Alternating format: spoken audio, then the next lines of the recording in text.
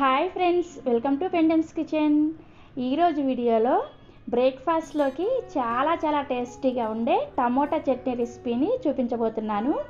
ఇక నేను చూపించబోయే విధంగా టమోటా చట్నీని ఒక్కసారి ప్రిపేర్ చేసుకున్నారంటే వారం రోజుల పాటు నిలవ కూడా ఉంటుందన్నమాట.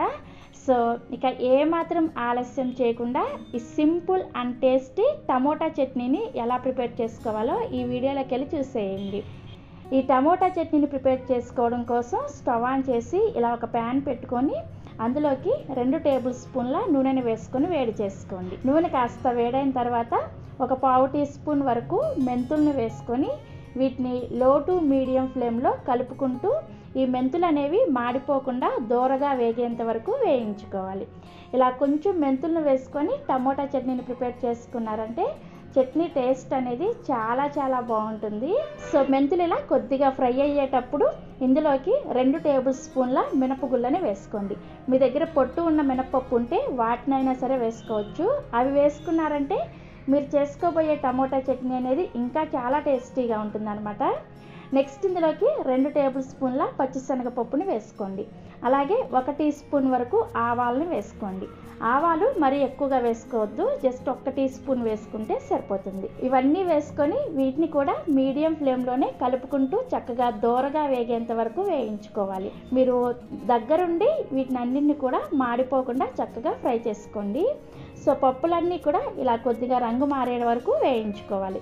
ఇలా వేయించుకున్న తర్వాత ఇప్పుడు ఇందులోకి పావు టీ స్పూన్ వరకు ఇంగువాని, అలాగే ఒక 10 నుంచి 12 వరకు ఎండుమిర్చిని ఇలా సగాలుగా తుంచుకొని వేసుకోండి.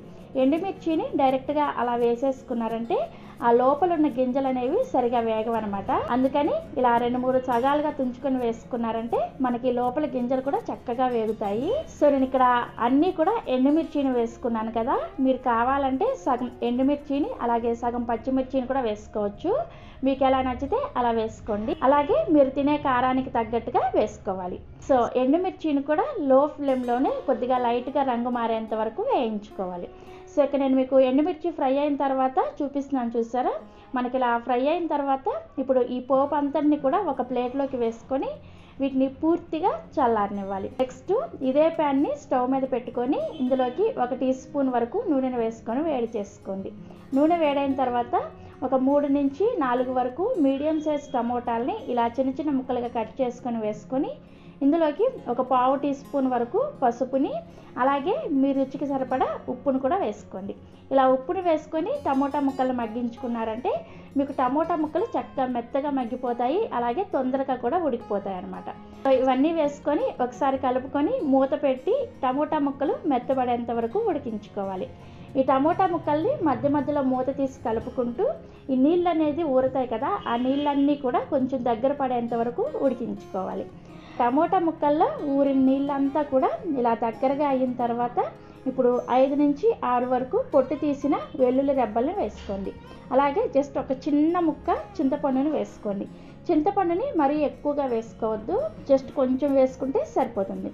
నెక్స్ట్ ఇందులోకి 1 టీ స్పూన్ వరకు జీలకర్ర, అలాగే ఒక పిడికెడు కొత్తిమీరని కాడలతో సహా వేసుకోండి.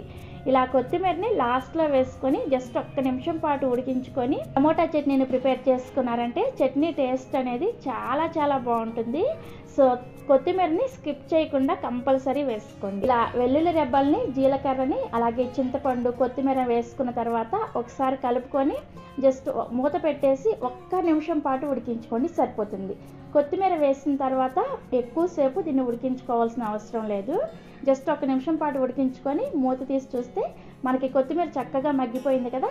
ఇప్పుడు స్టవ్ ఆఫ్ చేసేసి ఈ టమోటా మిశ్రమాన్ని కూడా పూర్తిగా చల్లారనివ్వాలి. సో మనకి టమోటా ముక్కల్ని ఉడికించుకునే లోపు మనం ముందుగా ఫ్రై చేసుకున్న పోపు దినుసులన్నీ కూడా చక్కగా చల్లారిపోయాయి. ఇప్పుడు వీటిని మిక్సీ జార్లోకి వేసుకొని ఇందులోకి రుచికి సరిపడా ఉప్పుని వేసుకొని దీన్ని బాగా మెత్తగా పౌడర్ లాగా గ్రైండ్ చేసుకోవాలి. ఇందాక మనం టమోటాలు ఉడికించుకునేటప్పుడు ఆల్రెడీ ఉప్పుని వేసుకున్నాం కదా, కాబట్టి చూసుకొని ఉప్పుని వేసుకోండి. సో ఇక్కడ నేను మీకు పౌడర్ లాగా గ్రైండ్ చేసిన తర్వాత చూపిస్తున్నాను, చూసారా?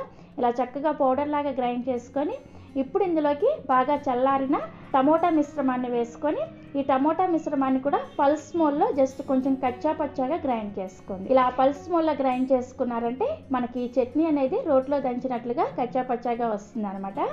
సో ఇక్కడ నేను మీకు గ్రైండ్ చేశాక చూపిస్తున్నాను, చూసారు కదా. ఈ చట్నీ చూస్తుంటేనే నోట్లో నీళ్ళు ఊరిపోతున్నాయి కదా.